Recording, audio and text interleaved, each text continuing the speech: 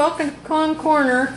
I'm Tina, and today I'm making Keto Connect's bread. They're one of the, there's only a few people that we follow for keto recipes to kind of keep ourselves from getting confused, and Keto Connect with the K is one of those. So we've been on the diet now for about 7 or 8 weeks, and Paul's starting to get kind of hungry for bread. So the reviews that we've seen. Who's the other guy that did the test with all the different ones, Paul? Shoot, why didn't you ask me that before you started filming? I'm sorry. If you think of it during the film, you can speak up. We're going to start by separating 6 eggs and just going to put my whites into, oops, oh shoot, I've already messed up. But I broke my yolk when I opened that egg. Let me start over here. Okay, I'm back. Now, I actually had to wash my bowl with soap and water and dry it after breaking that yolk into the bowl, because if there's just a smidgen of grease in your bowl where you're going to whip egg whites, they won't whip. They'll fail. They'll just whip forever, and the grease will keep them from building up that surface tension that in the bubbles that allows them to get stiff. So I'm going to use 2 bowls this time. High Falutin Low Carb. High Falutin Low Carb. Okay. Yeah, that's the guy. He's a real funny guy. He's got a fairly new channel, and he did a test of several different keto bread recipes, and came up with, this is the one that he likes the best. This is also a version of cooking keto with Christie's bread as well. So there's egg separators where you can just open the egg and pour it into the little separator, and it'll do it for you. But this way is just simple. You can also, let me show you real quick. I don't like to do this method because I don't like to get my hands dirty. But some people will actually just open it up, drop it into their hand, and let that white break off of their hand like that. Ew! Now I gotta go wash my hands.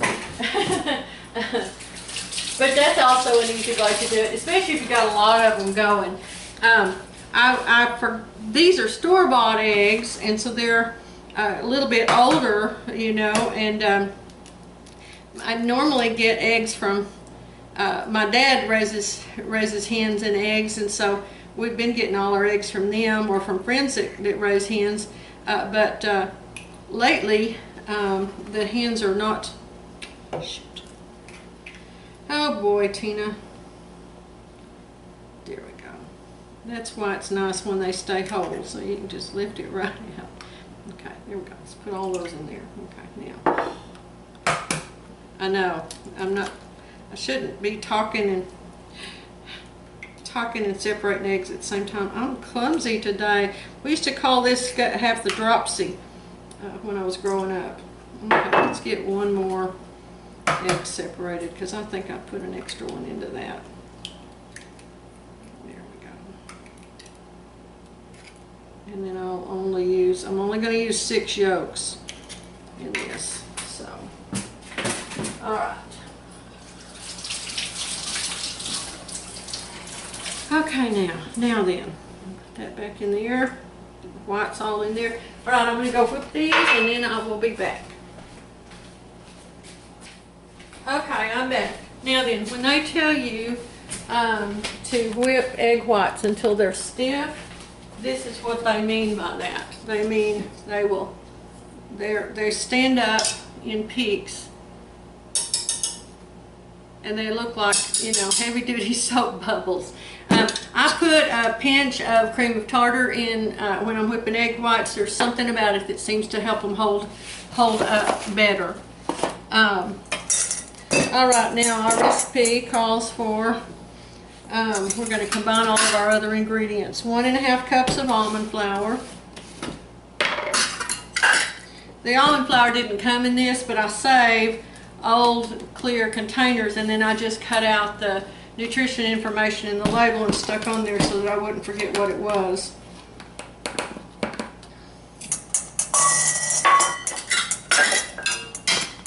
And that way I don't get bugs in my cabinet, because everything's enclosed, and it's got and it's all got a bay leaf in the bottom of it, in it, to keep any weevils from hatching out. Okay, I'm going to combine my, let's see here, where are we at? I need to melt 4 tablespoons of butter. That will take but a second in the microwave.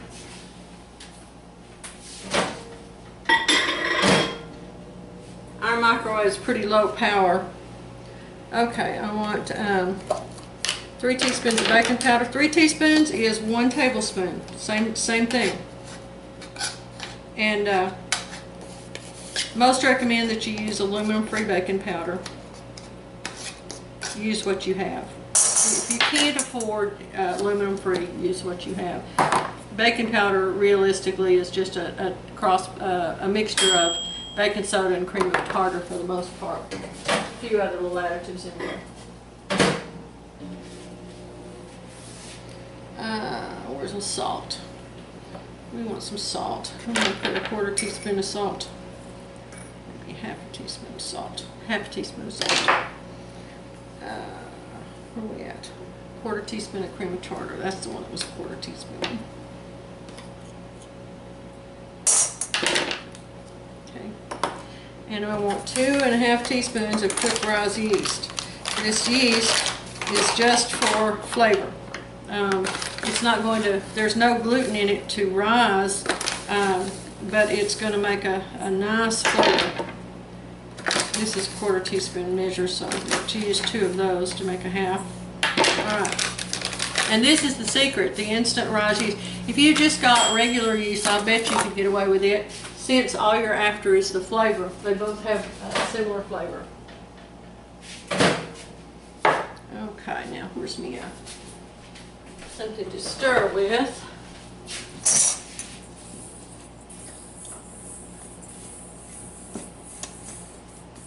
I'm going to preheat my oven to 375.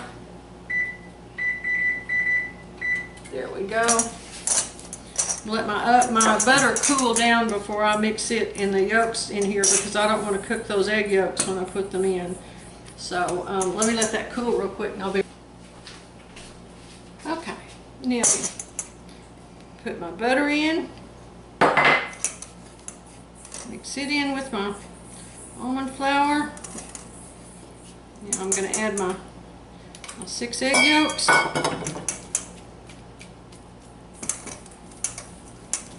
Mix this all together very well.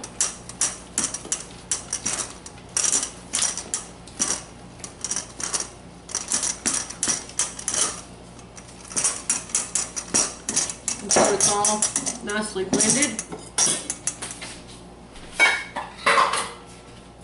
And now I'm going to fold it in the egg whites. I'm actually going to put this batch into the egg whites because that bowl's a little bit bigger. I think it'll be easier for me to... You could do this with your, even with your dough hook in your electric beater, but you want to just... You don't want to overdo this, because those egg whites are what give you a little bit of a rise in your bread. Let me see if I can put this where you can watch. This is kind of like a, if you've ever seen how an angel food cake is made, it doesn't have any leavening, it just has whipped egg whites. And those are what hold in the air, in the absence of yeast, to help it have a shape and that light texture. Okay. So you don't want to lose your air, but you don't want to have your egg whites not mixed in either. So it's going to have a, let me kind of show you when I get this done what it's going to look like.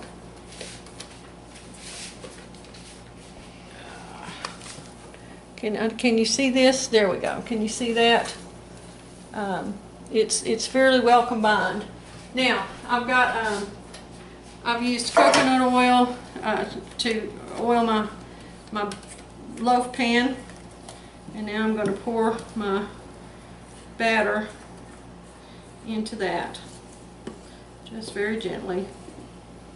I've had my oven preheating to 375. I'm fixing to put it right straight into the oven.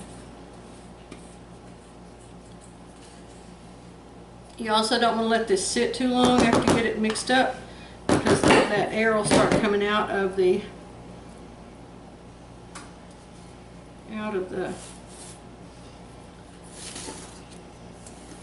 egg yolks. Smooth it out best you can. Okay, now I'm going to put it on top of this, because if it rises a little bit, I don't want that to fall out into my oven. Alright, and now we're going to cook it for 30 minutes, and then we're going to test it with a toothpick to see if it's done. Okay, time's up, and I've taken it out of the oven. You can see it did rise up a little bit. It probably rose up about another inch, so it's a nice high loaf. I'm going to pull out a rack now, and I'm going to go through it, go around it. My spatula, and I'm going to drop it out so that it can cool outside the pan. Be right back. Well, I can't get it out of the pan, so the next time I make this, I'm going to line the bottom of the pan with parchment paper. The sides are real easy. The sides didn't stick at all, but for some reason the bottom did. So that's learning number one. Next time I'll line the bottom part with greased parchment paper so that it won't stick on the bottom. But so I'm just going to let it cool in the pan, and then I'll cut it, and we'll see what it looks and tastes like. Okay, now then, let me cut a slice of this, and we'll see how it turned out.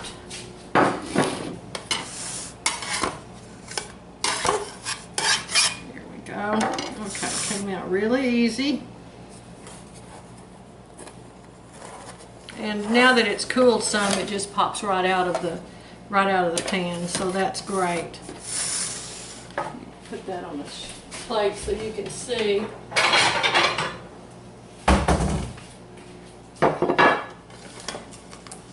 How the loaf looks. That's a nice looking loaf.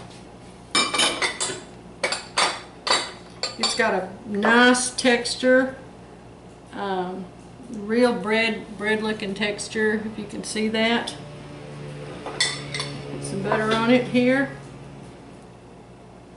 And we're going to let Paul have a taste of it and see what he thinks.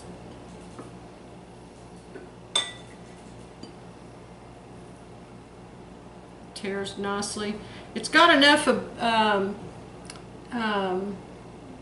texture. It's got a nice, it's going to hold up nicely to a sandwich. So, all right, Paul, let me give you a taste here real quick.